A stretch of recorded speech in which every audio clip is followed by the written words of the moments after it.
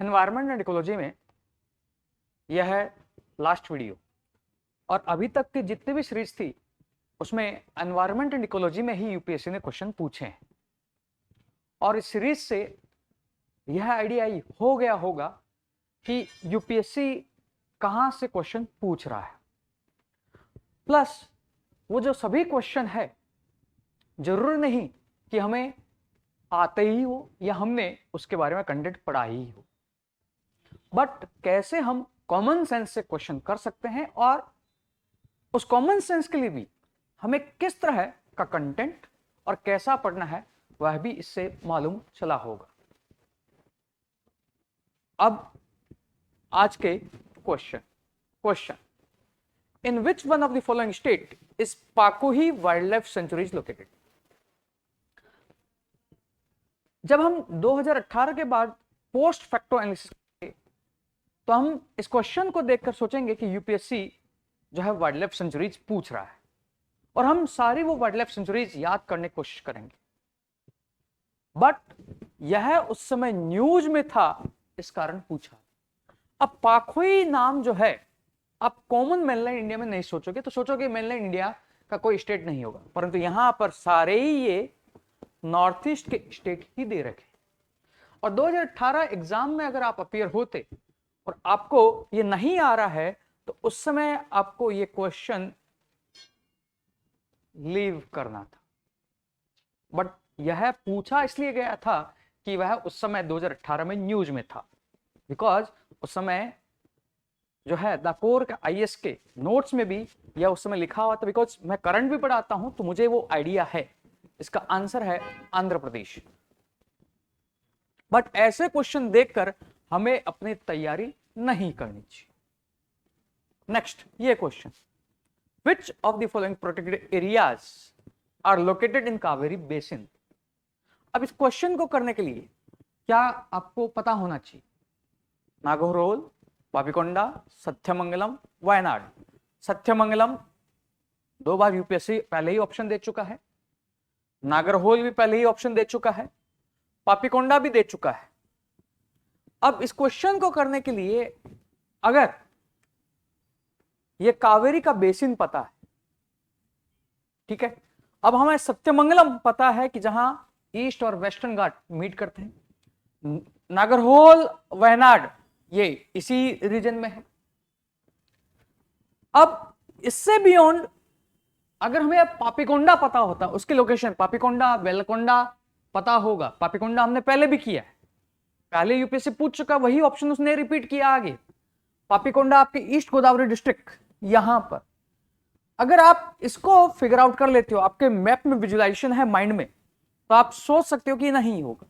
और अगर आप इतना सोच ले जाओगे तो आप सेकंड हटाओगे, जो ही सेकंड हटाओगे आंसर अब आपके सामने 13434। नागरहोल न्यूज में रहता ही रहता है, आंसर इसका C 134। आपने प्रीवियस ईयर क्वेश्चन नहीं देखा है तो हो सकता है आपको सत्यमंगलम ना पता, बट यहां पर फिर 3 और 4 है ही है। अब आपको डिसाइड करना उस समय 1 में। इस तरह आपको ये क्वेश्चन करना है, और यही आपके करने का जो है पैटर्न भी होना चाहिए। नेक्स्ट ये क्वेश्चन 2020 का ही, with reference to India's desert national park which of the following statements are correct. यह न्यूज में रहता है आपके ग्रेट इंडियन बस्टर्ड के कारण, जिसे राजस्थान में गुंडावन भी कहा जाता है, जो राजस्थान का राज्य पक्षी भी है। उस पर question, it is spread over 2 district. अब यहां कोई स्पेसिफिक राजस्थान का ही हो, वो भी वेस्टर्न राजस्थान का हो, वही कर पाएगा। There is no human habitation inside the park, ठीक है। It is one of the natural habitats of great Indian bustard, तो ये तो सबको पता है। तो आंसर B, C, D, इनको कैसे सिलेक्ट करोगे? सेकंड होगा कि नहीं होगा? अपना हिस्ट्री का नॉलेज याद करो, हिस्ट्री में भी आर्ट एंड कल्चर याद करो, और आर्ट एंड कल्चर में भी उन कम्युनिटीज को याद करो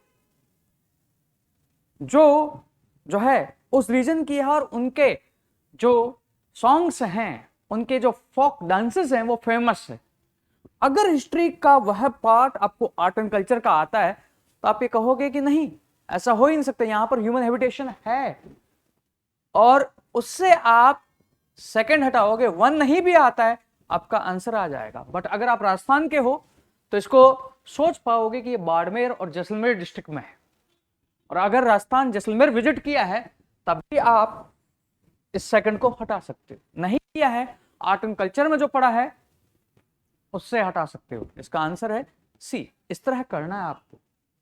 बट कई बार जब हम इस क्वेश्चन को करते हैं तो हम अदर एस्पेक्टों में ही सोचते हैं, हम सोचते हैं कि इसके बारे में हमने क्या पढ़ा है, और जब इसके बारे में क्या पढ़ा है तो फिर हमें कंफ्यूजन या हम क्वेश्चन को लीव करने की जो है कोशिश करते हैं। Next question, among the following tiger reserve which one has the largest area under critical tiger habitat?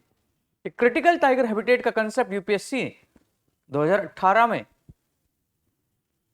जब उसने क्रिटिकल वाइल्ड लाइफ हैबिटेट पूछा तब हमें इसको जानना चाहिए था, और ये मैंने पहले बताया भी था। ये कंसेप्ट आया है आपका 1972 एक्ट से। ये क्रिटिकल वाइल्ड लाइफ है आपका 2006 फर्स्ट राइट एक्ट से। अब इसमें ये किसका ज्यादा बड़ा होगा? जिसका वाइल्ड लाइफ सेंचुरी, जिसका नेशनल पार्क का एरिया ज्यादा बड़ा हो।